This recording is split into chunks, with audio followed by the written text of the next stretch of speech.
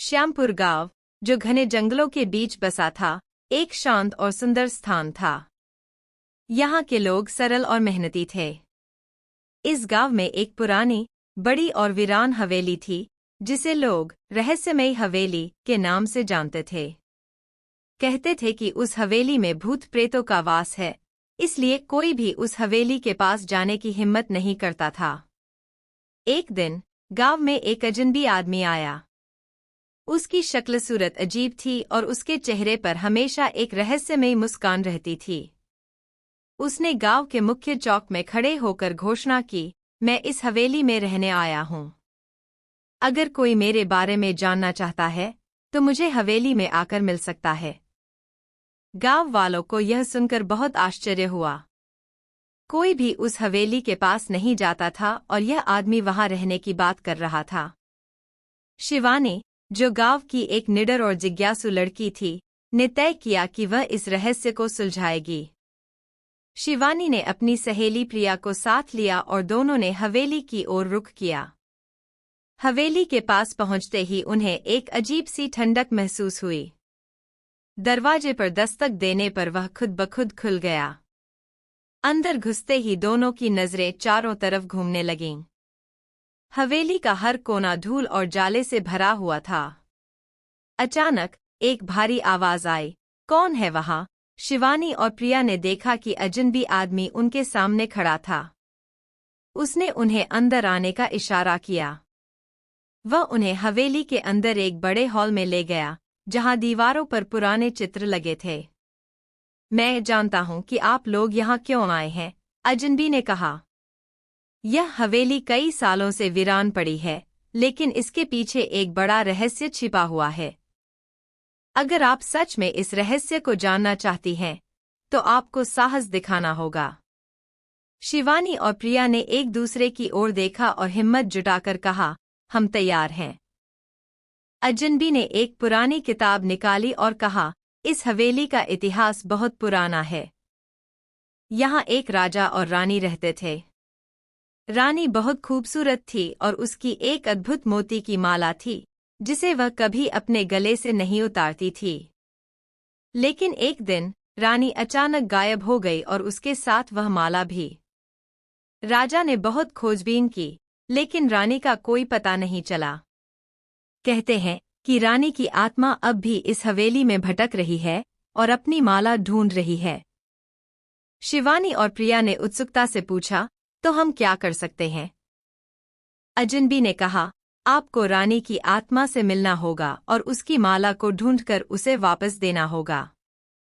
इसके लिए आपको हवेली के हर कोने को खोजना होगा और रानी की आत्मा से बात करनी होगी। शिवानी और प्रिया ने साहस दिखाते हुए हवेली की खोज शुरू की। उन्होंने हर कमरे, हर अलमारी और हर कोने को देखा, लेकिन माला का कोई सुराग नहीं मिला। अचानक उन्हें एक कमरे से हल्की सी रोशनी दिखाई दी।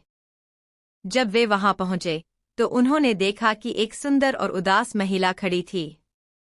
वह रानी की आत्मा थी। रानी की आत्मा ने कहा, मैं अपनी माला के बिना चैन से नहीं रह सकती। कृपया मेरी माला ढूंढकर मुझे वापस दें। शिवानी और प्रिया ने वादा किया कि वे माला ढूंढकर लाएंगी। उन्होंने अपनी खोज जारी रखी और अंततः हवेली के तहखाने में एक पुराने बक्से में माला पाई। जब उन्होंने माला रानी की आत्मा को दी, तो रानी की आत्मा ने धन्यवाद कहा और अंततः उसे शांति मिली। गांव वालों ने जब यह सुना तो वे हैरान रह गए। अजनबी ने कहा, अब यह हवेली फिर से जीवित हो गई है। आप लोग यहाँ आ सकते हैं और इसे देख सकते हैं। हवेली के पुनर्जीवित होने के बाद गांव वालों ने उसे देखने के लिए आना शुरू कर दिया। धीरे धीरे हवेली एक पर्यटन स्थल में बदल गई। लेकिन इसी बीच कुछ अजीब घटनाएं फिर से होने लगीं। रात के समय लोगों को हवेली के अंदर से अजीब आवाजें सुनाई देने लगीं। कई लोगों ने दावा किया कि उन्होंने एक साया देखा है जो हवेली के अंदर घूमता रहता है। शिवानी और प्रिया, जो पहले ही एक रहस्य सुलझा चुकी थी, ने फिर से हवेली में जाने का फैसला किया। इस बार वे और अधिक सतर्क और तैयार थीं। रात के समय जब हवेली में कोई नहीं होता था, वे दोनों अंदर घुसीं। जैसे ही वे अंदर गईं, उन्हें लगा कि कोई उन्हें देख रहा है। अचानक एक दरवाज़ा जोर से बंद हो गया। वे दोनों चौंक गईं, लेकिन उन्होंने हिम्मत नहीं हारी। उन्होंने अपने टॉर्च की रोशनी में चारों तरफ देखा।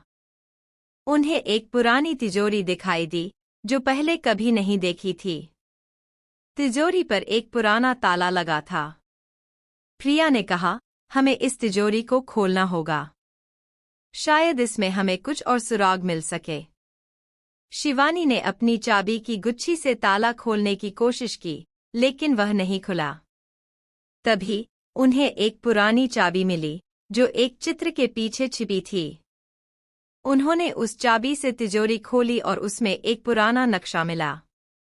नक्शा देखकर शिवानी ने कहा, यह नक्शा हवेली के नीचे के किसी गुप्त कमरे का है। हमें इसे ढूंढना होगा। उन्होंने नक्शे के आधार पर खोज शुरू की और अंततः हवेली के तहखाने में एक गुप्त दरवाज़ा मिला। दरवाज़ा खोलते ही वे दोनों एक लंबे और संकरे रास्ते में पहुंच गईं। रास्ता बहुत डरावना और अंधेरा था, लेकिन वे हिम्मत दिखाते हुए आगे बढ़ती रहीं। आखिरकार वे एक बड़े कक्ष में पहुंचे, जहां कई पुराने खजाने और किताबें रखी थीं। लेकिन सबसे खास था एक पुराना ग्रंथ, जिसमें हवेली के सारे रहस्यों का उल्लेख था। उन्होंने ग्रंथ को पढ़ा और पता चला कि रानी के साथ जो हुआ था, वह एक बड़ी साजिश का हिस्सा था। राजा के कुछ दुश्मनों ने रानी को मारकर उसकी आत्मा को हवेली में बंद कर दिया था ताकि वह माला का राज कभी बाहर न आ सके। गांव में शांति लौट आई थी, लेकिन शिवानी और प्रिया को अभी भी अजनबी आदमी के बारे में बहुत कुछ जानना था। उन्होंने देखा कि वह आदमी अब भी हवेली में रह रहा था और अक्सर उसे रहस्यमय गतिविधियों में लिप्त देखा जाता था। एक दिन शिवानी और प्रिया ने उस आदमी का पीछा करने का निर्णय लिया। वे हवेली के पीछे बने एक पुराने कुएं के पास पहुंचे, जहां आदमी कुछ खुदाई कर रहा था। उन्होंने देखा कि उसने वहां से एक प्राचीन संदूक निकाला और हवेली के अंदर ले गया। शिवानी और प्रिया ने हिम्मत जुटाई और चुपचाप हवेली के अंदर घुस गईं। उन्होंने देखा कि अजनबी आदमी संदूक खोल रहा था और उसमें से एक चमचमाती तलवार निकाल रहा था। आदमी ने जब तलवार को उठाया तो हवेली के अंदर एक अद्भुत रोशनी फैल गई और अचानक एक जोरदार धमाका हुआ। उस धमाके के बाद हवेली में एक और दरवाज़ा प्रकट हुआ। दरवाजे के पीछे एक गुप्त कमरा था, जिसमें कई प्राचीन वस्त्र, हथियार और दस्तावेज थे। शिवानी और प्रिया ने दस्तावेज पढ़ने शुरू किए और पता चला कि यह तलवार एक जादुई तलवार है, जो उस समय के सबसे शक्तिशाली राजा की थी। तलवार में अद्भुत शक्तियां थीं, जो उसे अमर बना सकती थीं। अजनबी आदमी ने देखा कि शिवानी और प्रिया उसे देख रहे हैं। उसने कहा, आप लोग यहाँ क्या कर रहे हैं? यह तलवार मेरी है और इसके साथ मैं पूरे राज्य पर राज करूंगा। शिवानी ने हिम्मत दिखाते हुए कहा, यह तलवार तुम्हारे लिए नहीं है। इसे सही तरीके से इस्तेमाल करने वाला ही इसे पा सकता है। अजनबी आदमी ने गुस्से में तलवार उठाई और शिवानी और प्रिया पर हमला करने की कोशिश की। लेकिन जैसे ही उसने तलवार उठाई, तलवार में से एक प्रकाश निकला और उसे बेहोश कर दिया। हवेली की आत्माएं जाग गई और उन्होंने उसे बंदी बना लिया। शिवानी ने प्रिया से कहा, हमें इस तलवार को सुरक्षित स्थान पर रखना होगा, जहां कोई इसे दुरुपयोग न कर सके। अजनबी आदमी को बेहोश होते देख शिवानी और प्रिया को थोड़ी राहत मिली, लेकिन उन्हें पता था कि यह अंत नहीं था। हवेली की आत्माओं ने उसे बंदी बना लिया था, लेकिन अब सवाल था कि इस जादुई तलवार का क्या किया जाए। शिवानी ने प्रिया से कहा, हमें इस तलवार को सुरक्षित स्थान पर रखना होगा, जहां कोई इसे दुरुपयोग न कर सके। प्रिया ने सहमति जताई और उन्होंने हवेली के दस्तावेजों को ध्यान से पढ़ना शुरू किया। दस्तावेजों में लिखा था कि तलवार को सुरक्षित रखने के लिए उसे एक विशेष स्थान पर छुपाना होगा, जहां सिर्फ वही पहुंच सकता है जिसके इरादे शुद्ध और नेक हों। दस्तावेजों के अनुसार वह स्थान हवेली के पीछे बने एक पुराने मंदिर में था। शिवानी और प्रिया ने तलवार को मंदिर में छुपाने का निर्णय लिया। वे दोनों तलवार को लेकर उस मंदिर की ओर चल पड़ी। मंदिर तक पहुंचने का रास्ता मुश्किल और खतरनाक था। घना जंगल, उबड़-खाबड़ रास्ते और जंगली जानवरों का डर, लेकिन शिवानी और प्रिया ने हिम्मत नहीं हारी। वे दोनों एक दूसरे का सहारा बनते हुए आगे बढ़ती रहीं। आखिरकार वे मंदिर तक पहुंच गईं। मंदिर बहुत पुराना था और वहां चारों ओर जंगली बेलें लिपटी हुई थीं। मंदिर के अंदर एक पुरानी मूर्ति थी, जिसके हाथ में तलवार रखने के लिए एक विशेष स्थान बना हुआ था। शिवानी ने तलवार को उस स्थान पर रखा और अचानक मंदिर के अंदर एक तेज रोशनी फैल गई। रोशनी के साथ ही मंदिर की मूर्ति में जीवन आ गया। मूर्ति ने कहा, तुम दोनों ने बहुत बहादुरी दिखाई है। यह तलवार अब सुरक्षित है और इसे अब कोई दुष्ट व्यक्ति छू नहीं सकेगा। तुम्हारी नेकदिली के कारण तुम्हें आशीर्वाद मिलता है। शिवानी और प्रिया ने मूर्ति को प्रणाम किया और वहां से वापस हवेली की ओर चल पड़ी। जब वे हवेली पहुंची तो उन्होंने देखा कि गांव वाले वहां जमा हो गए थे। गांव वालों ने शिवानी और प्रिया की बहादुरी की कहानियां सुनी और उनकी तारीफ की। अजनबी आदमी को गांव के लोगों ने बंदी बना लिया और उसे न्याय के कटघरे में खड़ा किया। उसके असली उद्देश्य का पता चलने के बाद उसे गांव से बाहर निकाल दिया गया और हवेली फिर से शांतिपूर्ण स्थान बन गई। शिवानी और प्रिया ने अपनी इस रोमांचक यात्रा से बहुत कुछ सीखा। उन्होंने साबित किया कि सच्चाई और नेकदिली के सामने कोई भी बुराई टिक नहीं सकती।